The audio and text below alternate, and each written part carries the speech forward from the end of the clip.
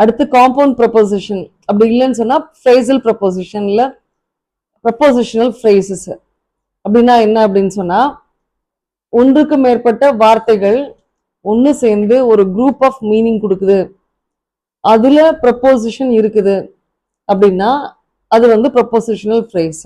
For example, because of, on account of, in the event of, in spite of, according to.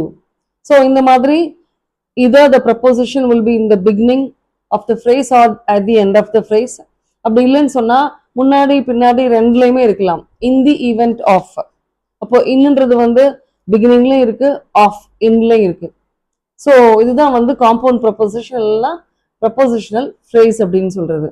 So இதனுடைய function என்ன அப்படின்னு நான் ஏற்கனவே சொல்லிட்டேன். டோட்டலா 100க்கும் மேற்பட்ட ப்ரொபோசிஷன்ஸ் இருக்கு. ஆனா நம்ம யூஸ் பண்றது வந்து ரொம்ப கம்மியான ப்ரொபோசிஷன்ஸ் நம்மளுடைய எவ்ரிடே லாங்குவேஜ்ல.